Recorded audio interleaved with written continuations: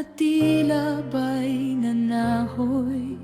Maraming pusong bigo at nagdurusa, habang ang pag-asa ay unti-unting lumalabo.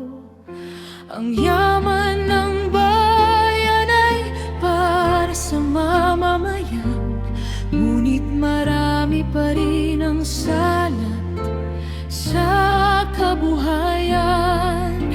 Mga pangarap ay tila naiwan sa daan, habang ang ilan ay dumidilim ang landas. Liwanagan mo ang isip ng bawat pinuno, turubal ng manaigang katotohanan, at ang sinumang lumilihis sa katuwiran, akayin mo pabalik sa iyong kalooban. Panginoon, maawa ka sa aming bayan. Linisin mo ang isip ng bawat nanunungkulan.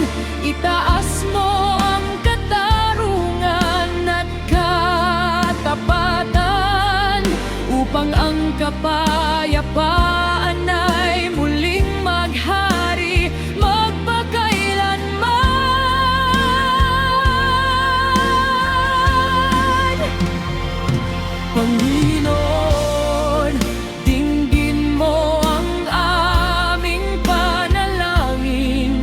Ang mga inaapi ay iyong ipagtanggol. Bigyan mo ng lakas ang mga nagsusulong ng katuwiran, at pagpalain mo ang bansang Pilipinas.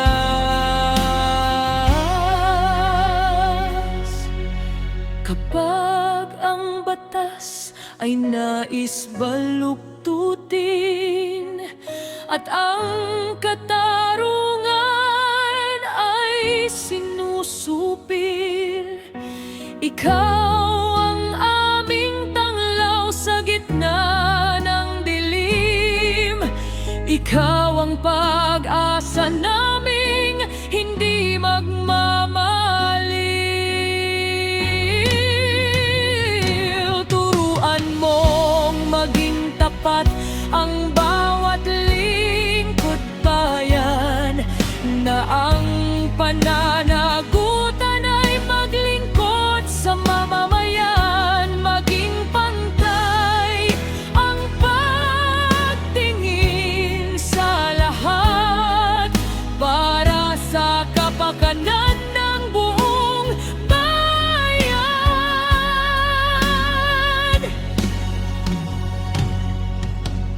Huwag mong hayaang manaig ang kasakiman, ni ang korupsyon na sumisira sa bayan. Palitan mo ng takot sa iyo at karunungan ang puso at isip ng mga ninuno ng bayan.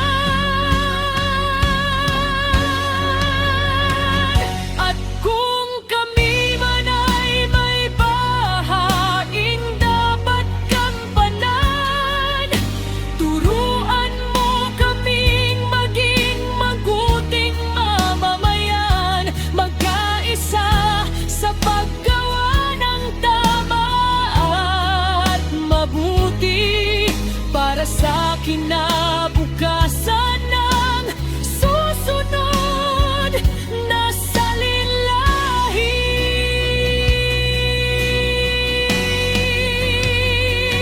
Amang banal, maawa ka sa aming bayan. Pagalingin mo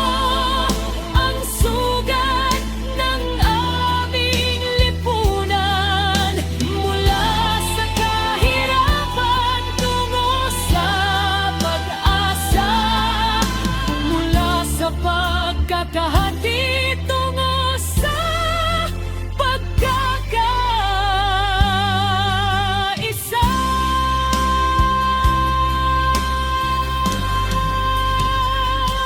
Panginoon, dinggin mo ang aming panalangin.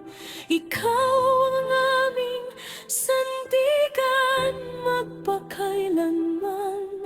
Sa iyong gabay at biyaya kami aasa.